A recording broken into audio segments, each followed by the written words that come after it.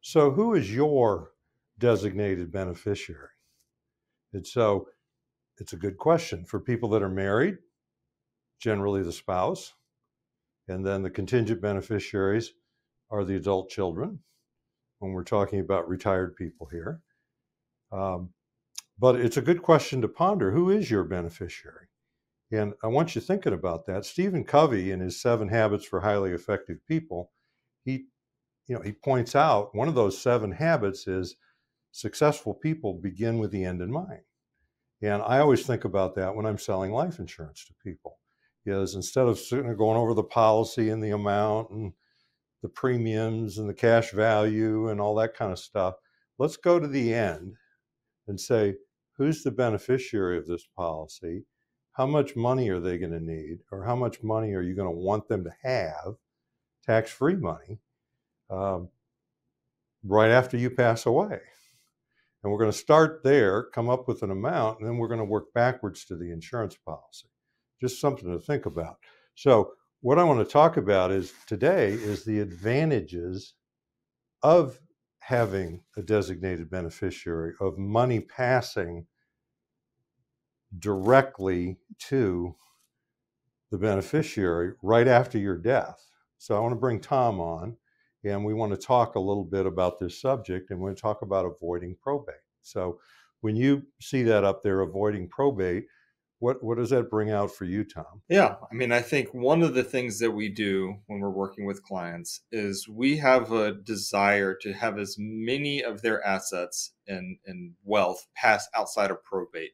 And what probate is where you go to the courts and they go through your will and they determine who gets what, which is a good. I'm glad we have that process. I'm glad it's in place to kind of instruct your wishes, but it's a cumbersome process. I mean, you have to go to the courts. You have to generally, you're using a lawyer.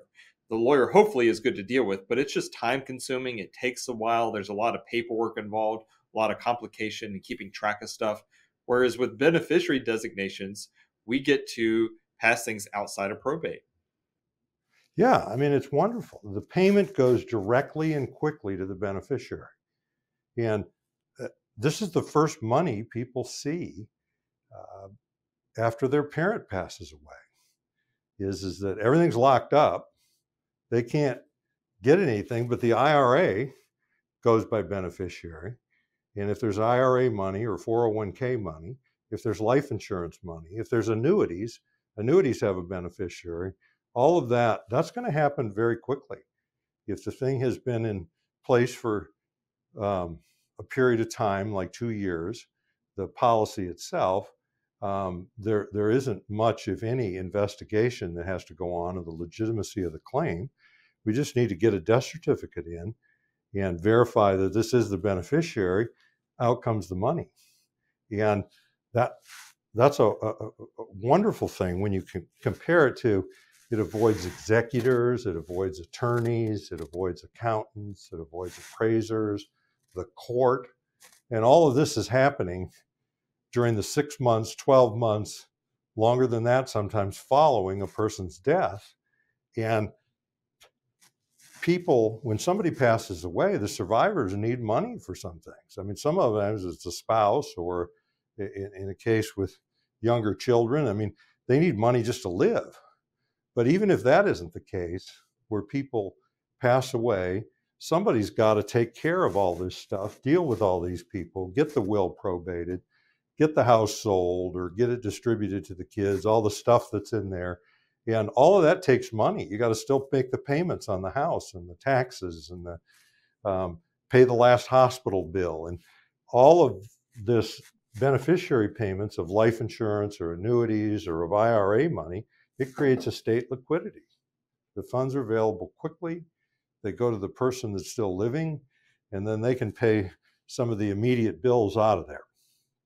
Now, I want to bring up Tom, and I want to bring up the show notes, because what I'm going to encourage all of you today that are watching this video is to check your beneficiaries. I mean, we'll do it for you, or kind of lead you to do it if you come into us for financial planning. But I'd like to bring up Tom and just show you in the show notes where we've put a change of beneficiary form up there. Yeah, and so we have these show notes in the link below the video. They're also on our website. One quick point before we get into the show notes, about the probate process. The best case scenario is sort of what we described there. There's a lot of people without a will. We have videos about that. If you die without a will, now we're really talking about a lot of hassle. Whereas the beneficiaries, even if you don't have a will, get passed to them directly.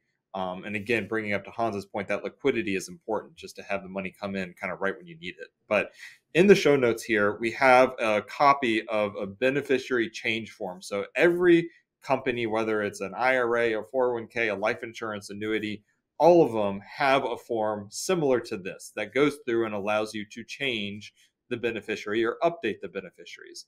And this is important. We have people that come in with ex spouses listed as beneficiaries. We have people with deceased spouses or deceased children or all sorts of things. We could tell you stories all day long of where this is, their wishes are not accurately reflected on what the current beneficiary is. And so this form is how you change that.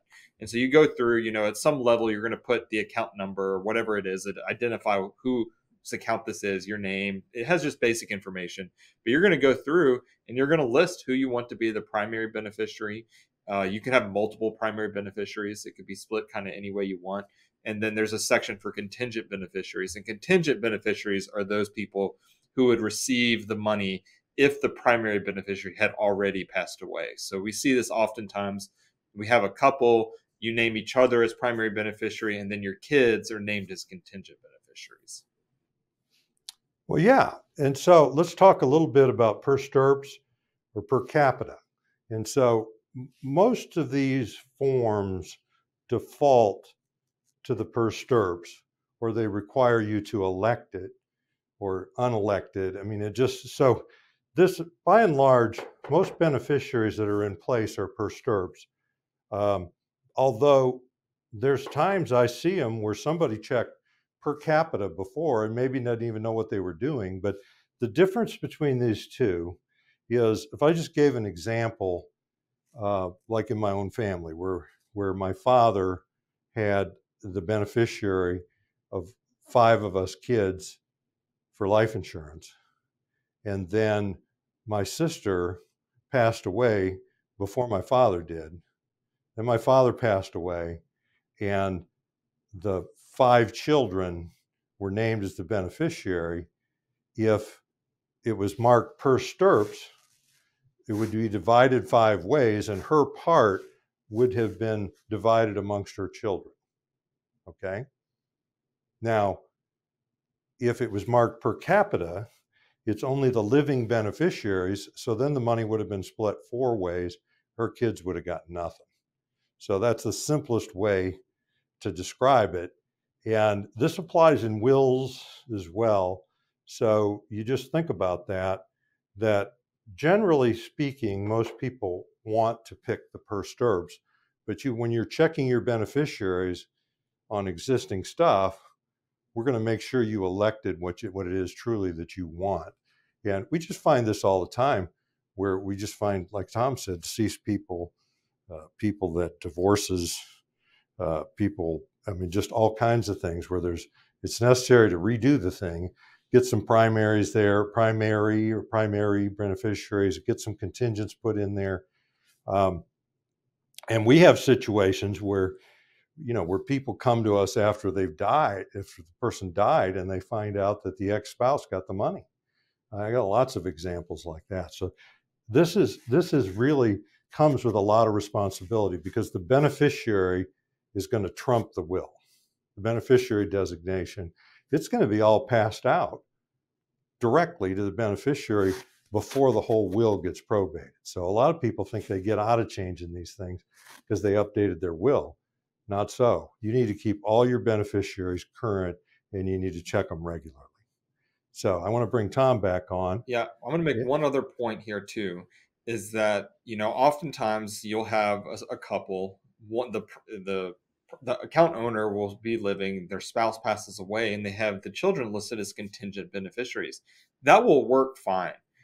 But it is easier, and we would recommend to update the beneficiary designation at that point and name the kids as the primary beneficiaries. Because if you don't, the money will eventually get to them, but now they have to go prove to the company that who was a primary beneficiary has been deceased. So just an extra layer, another step.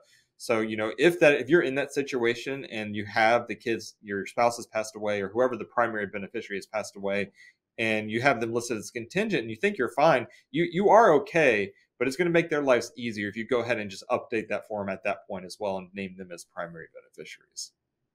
Yeah. So, the 7 worries, which is our whole concept in financial planning, we've talked today about IRA, 401k. Every one of those has a beneficiary on it. And don't make the mistake of just leaving it to the estate. That's not necessarily a good move. And then obviously we're talking about estate planning. So we've really only covered 2 of the 7 today. I'm Hans Scheil. And I'm Tom Griffith. And we thank you very much for listening. Thank you.